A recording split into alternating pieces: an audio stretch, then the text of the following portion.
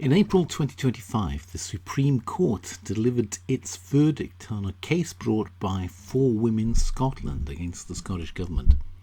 The issue being debated was whether a person with a gender recognition certificate should be recognised as female for the purposes of the Equality Act.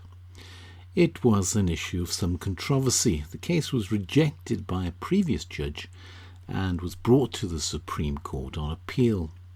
The unanimous decision of this court is that the terms woman and sex in the Equality Act 2010 refer to a biological woman and biological sex.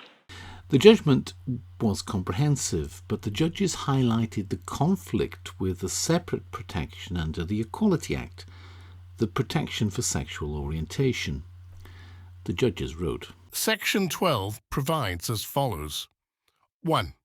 Sexual orientation means a person's sexual orientation towards A. persons of the same sex, B. persons of the opposite sex, or C. persons of either sex. In relation to the protected characteristic of sexual orientation, A. a reference to a person who has a particular protected characteristic is a reference to a person who is of a particular sexual orientation. B. a reference to persons who share a protected characteristic is a reference to persons who are of the same sexual orientation. Accordingly, a person with the same sex orientation as a lesbian must be a female who is sexually oriented towards or attracted to females, and lesbians as a group are females who share the characteristic of being sexually oriented to females. This is coherent and understandable on a biological understanding of sex. On the other hand, if a gender recognition certificate under Section 9(1) of the Gender Recognition Act of 2004 were to alter the meaning of sex under the Equality Act of 2010, it would mean that a trans woman, a biological male, with a gender recognition certificate, so legally female, who remains sexually oriented to other females, would become a same-sex attracted female, in other words, a lesbian. The concept of sexual orientation towards members of a particular sex in Section 12 is rendered meaningless. The case was brought against a backdrop of a recent history of debate on the reform of the Gender Recognition Act, pushed by Stonewall and other groups, to allow trans people to self-ID as the opposite sex, so no gender recognition certificate would be required. From a speech given by Jane Hutt in February 2025, this is evidently still the intent of the Welsh Government. We are recognised internationally for the good progress we've made. In 2023, the LGBTQ+ Action Plan was praised by the UN's independent expert on sexual orientation and gender identity on its ambition to address LGBTQ+ human rights. The plan is seen as an example of good practice in human rights policy making, and we continue to be committed to delivering on the action set out within the plan through our collaboration with third sector organisations. Officials have begun talking with the UK Government about gender recognition, making sure the voice of Wales will be at the heart of considerations on further reforms that will reduce the burdens on trans people in what is and has always been merely an administrative process. In a webinar organised by Aid Cymru, Stephanie Davis-Arai from Transgender Trend talks about the LGBTQ+ Action Plan. I'm going to talk a bit about the language we've heard so much about in just the previous week. And the key language in the trans activist campaign, of course, is trans women are women. It's the mantra of the movement. And this is no accident. It's on this statement rests the key political aim of the movement, which is the replacement of sex with gender identity as the distinction between men and women in law and public policy. And this enables any man to access women-only spaces by the simple means of saying, I'm a woman. And just this week, of course, Keir Starmer said that a factually scientifically correct statement, only women have a cervix, shouldn't be said. It's not right. And the reason that he said that was because this statement states the biological distinction between men and women, and that's not allowed because it suggests, of course, that trans women are not women. And to enforce this belief on everyone that trans women are women and therefore entitled to use women-only facilities and services is a strategy characterised by the bullying and silencing of anyone who disagrees with it.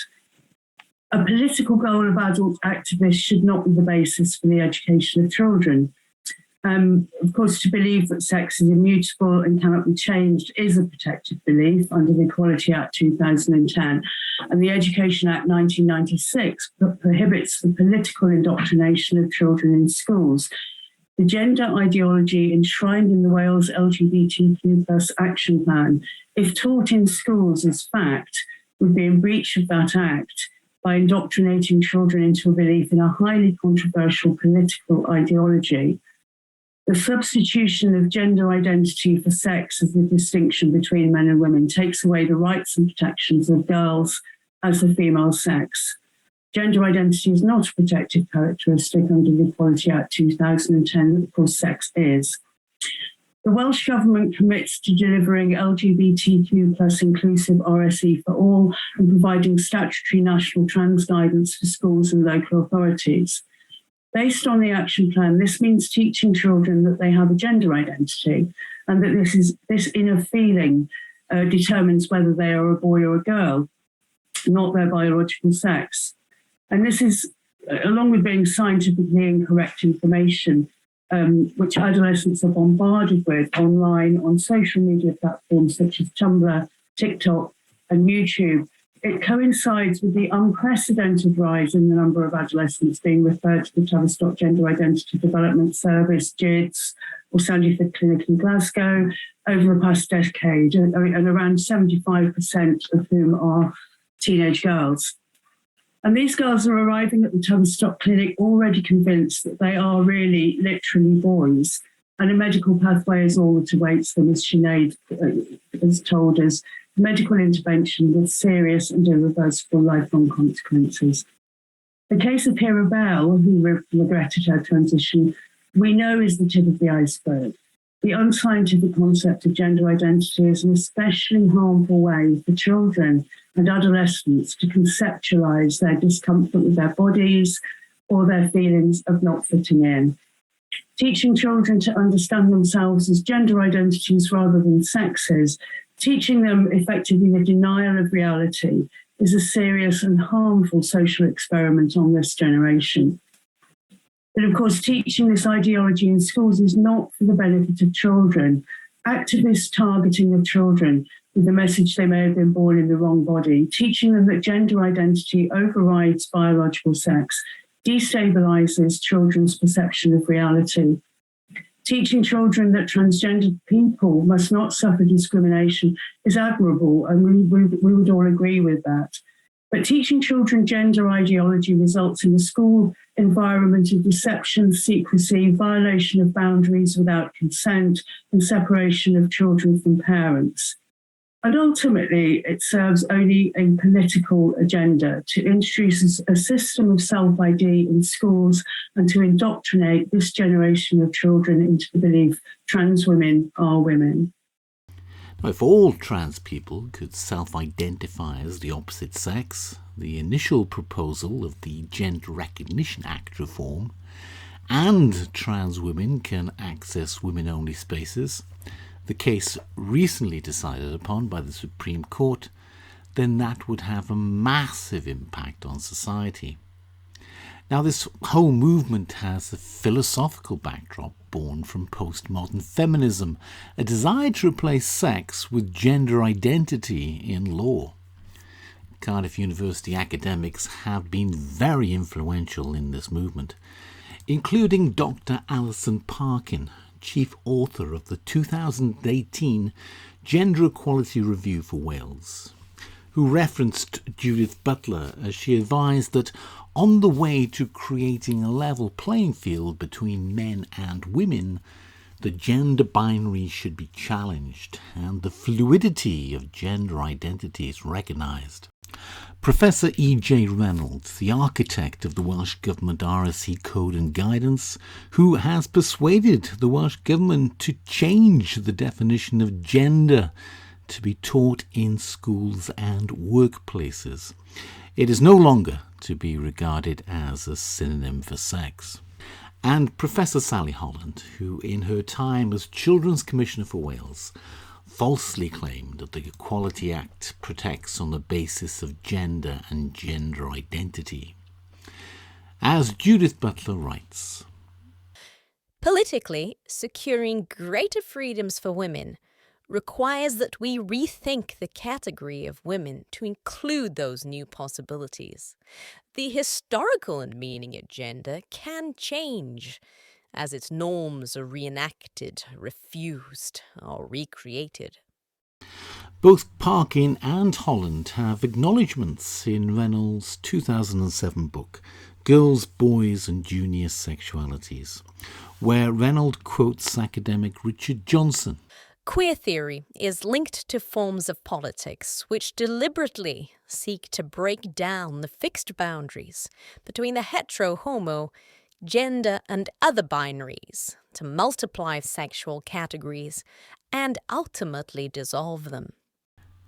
And queering childhood involves not just the queering of sex and gender and sexual binary oppositions such as male and female and heterosexual homosexual, but also the generational binaries, adult and child. Gender identity rather than gender reassignment is required to dissolve the binary opposition between male and female. 38 academics from Cardiff University, including Professor Renold, signed a letter objecting to the Supreme Court's clarification of the law. The letter stated, "We call on all trans-inclusive feminist academics and educators to sign this statement, not in our name. We are non-trans feminist academics and educators.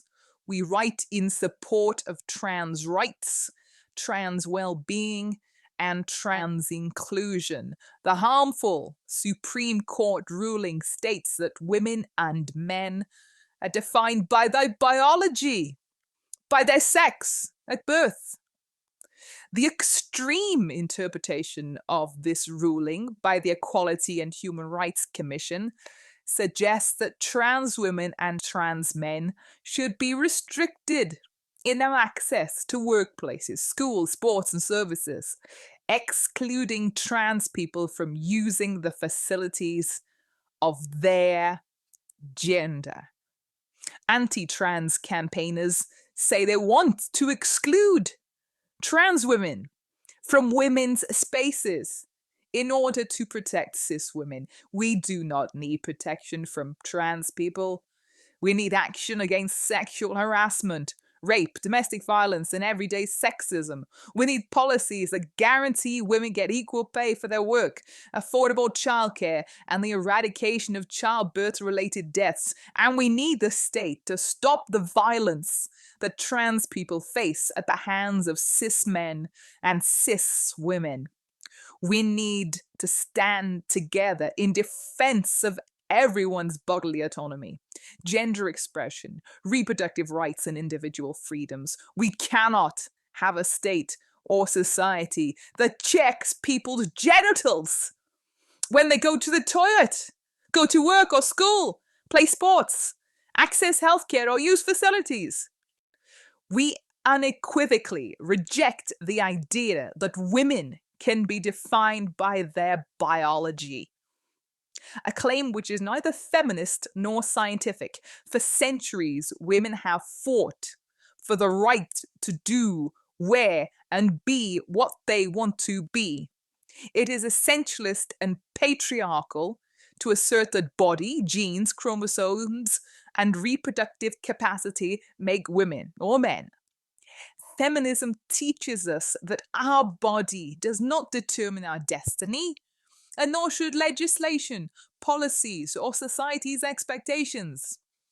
Trans people are being used as scapegoats and a distraction from the problems that we actually face in society. This is an attack on trans people and will further inflame transphobia.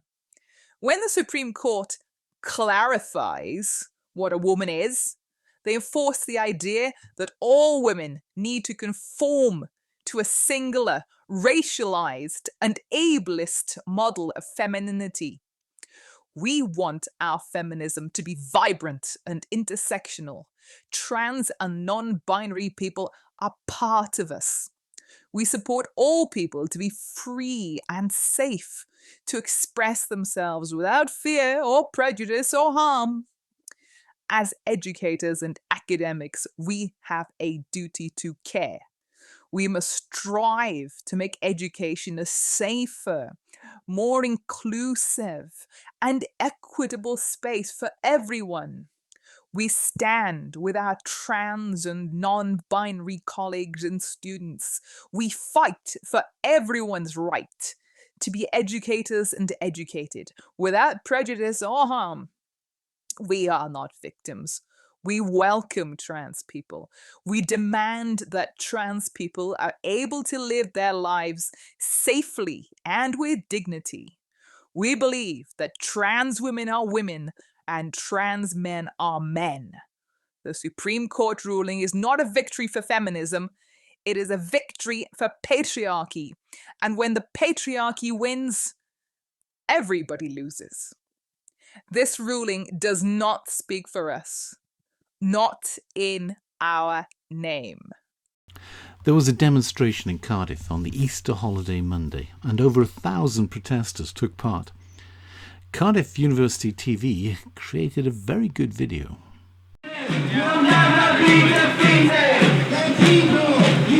I'm Cameron Wagg, here with CUTV at the Trans Liberation March in Cardiff. We're here following the recent ruling by the UK Supreme Court defining what gender is. This is what people on the ground have to say. So why are you here today?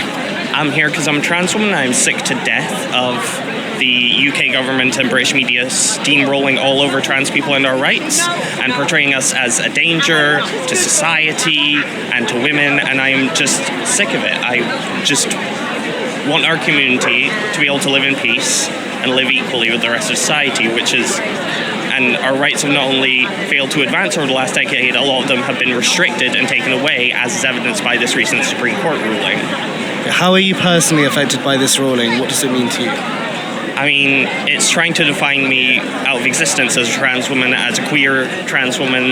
Like, this Supreme Court is trying to define the word lesbian. This group of largely old men in robes is deciding what the word lesbian means, like they have any say. It's ridiculous.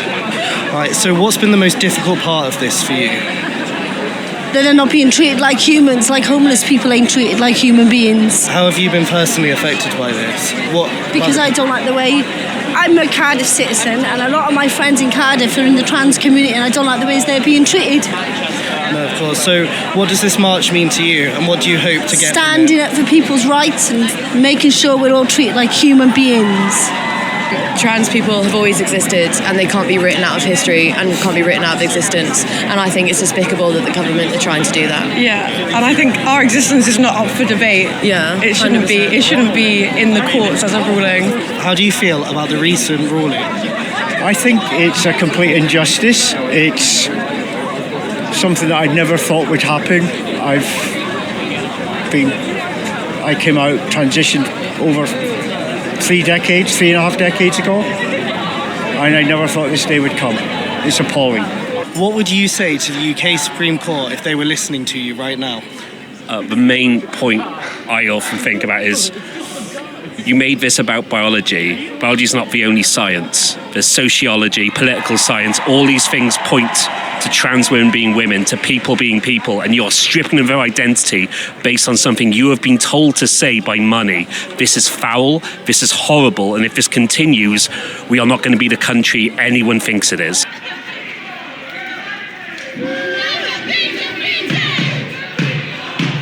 What are you here today for? We're supporting trans rights because of the recent UK Supreme Court ruling. It's disgusting.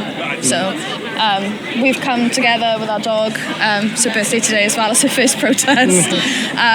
But yeah, we've come with our signs because there's no other words for it other than it's just disgusting. How did you feel when you first heard about the ruling? I don't know where I was. I think I'd woken up and seen it or something like that. I was at home and I just sort of was dumbfounded, and I think I came up to my girlfriend. I was like, "Have you seen this?" And yeah, just like a burning pit of fire in my stomach. It's disgusting. It's outrageous. It's first they come for trans rights, then they come for women's rights, then they come for gay people's rights. It's a never-ending like domino effect, and if you don't support one, then you don't support any.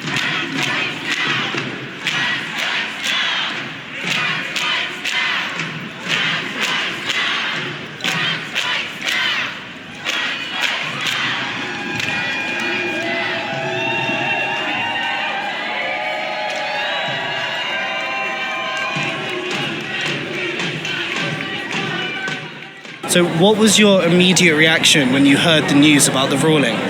Honestly, grief, kind of, you know, like I felt horror, and I feel like they're trying to erase us, they're trying to kill us. Trying to prevent like marginalized people in public spaces is the first step to genocide. It's all it has been, you know, like by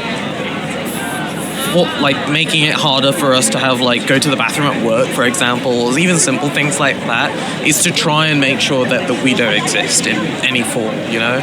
We somehow stop being trans. And so they're trying to kill us in some way, or either make us detransition, which is horrible in its own way, or just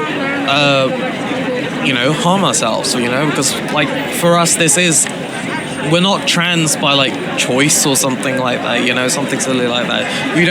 We're not all doing this suddenly because we love being discriminated against. This vocal minority, let's be clear, like this has been funded by a billionaire, consistently making things worse for us, and claiming this as a both sides victory when it's just, or like there's two sides to this, or as a win for women. This is not good for women. It's not good for trans people. Not good for lesbians. It's not good for. It's just. It harms more than just trans people. It's also something to get across. Like this is just not. It's a horrible backwards idea, and it's so unfeminist. It's insane that people are claiming this as a feminist.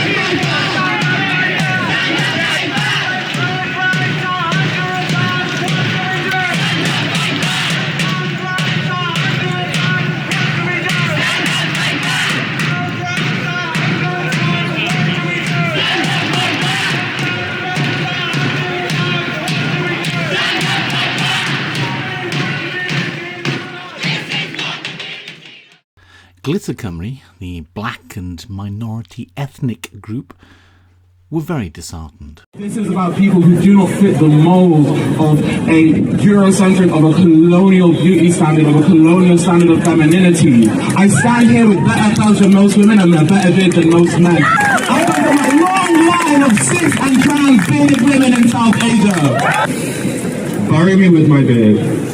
Wrap me in a cloth, but leave my bearded face showing so that they may know that a woman is being laid to rest here. A woman who refused your colonial standards of beauty, prepubescent androgyny never suited me. Do not bend my tall frame to crop my height in their size small coffin, a dictation of how much space a woman can take up even in death. Let my eulogy be read with the deep voice of an unapologetic butch trans dyke. My funeral procession will be a myriad of instances of femininity. Have a team of big group T-boys lower me into my grave. Leave a small pile of estrogen sachets next to me so there can be no mistake, and so that in the future when they dig me up they can say she truly knew the essence of woman. Wave me off with a handkerchief of gender non-conformity. Let another bearded woman throw the last handful of dirt so I know they could never erase us. Let my body hair grow and become tangled in the dark and fertile land where I first learned of womanhood. So bury me with my beard and my curves, my full chest lovingly grown with blood, sweat and estrogen. Let the cool all mud press against me as Mother Earth welcomes her daughter back into her embrace. And so I implore you, dear listener, when the time comes that this woman is laid to rest, remember my request, bury me with my beard.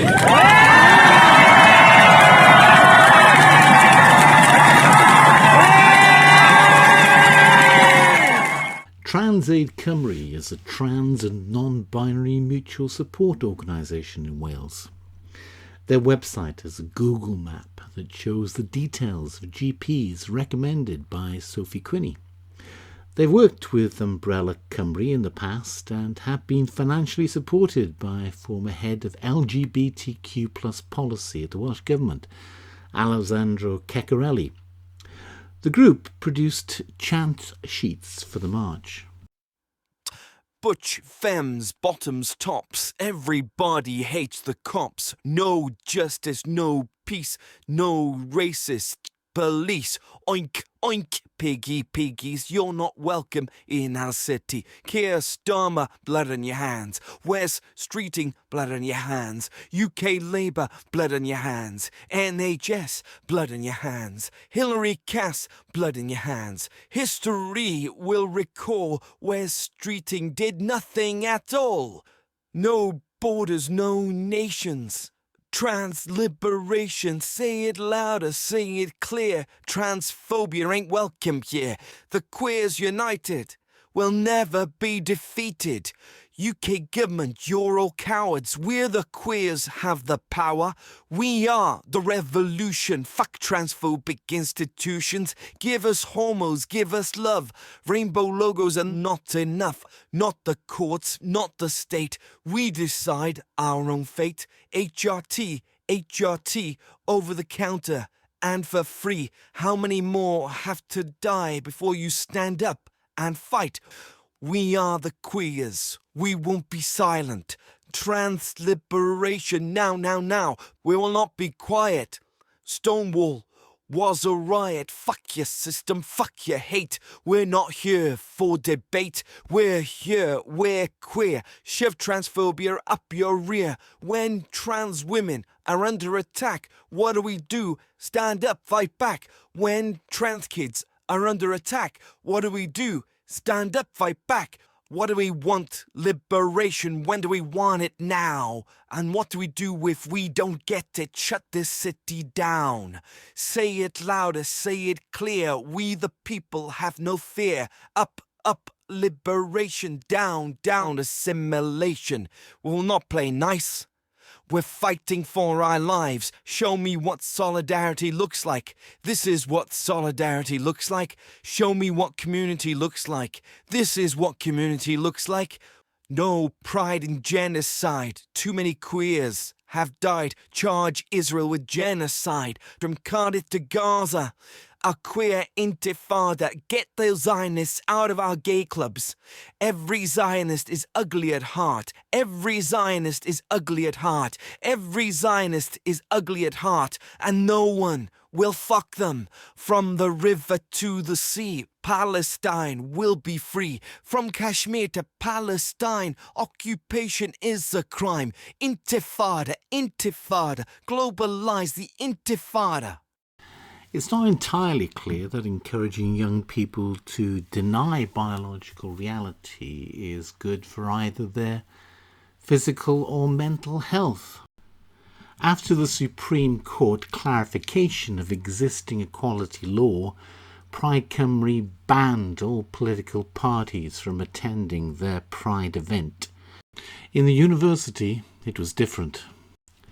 Deputy Vice-Chancellor Professor Damian Walford Davis released a statement. We know that many in our community will be reflecting on the recent Supreme Court ruling. The university remains fully committed to nurturing a culture of cynefin, of belonging and inclusivity, in which the diversity of our community is celebrated and valued. All students and staff, including trans and non-binary, are seen and supported. Coming together at Pride is a way of demonstrating our inclusivity. If you're affected by the ruling, support is available. Hello, I'm Sally Holland. I'm a Professor of Social Work here in the school, and I'm also the Director of Equality, Diversity and Inclusion.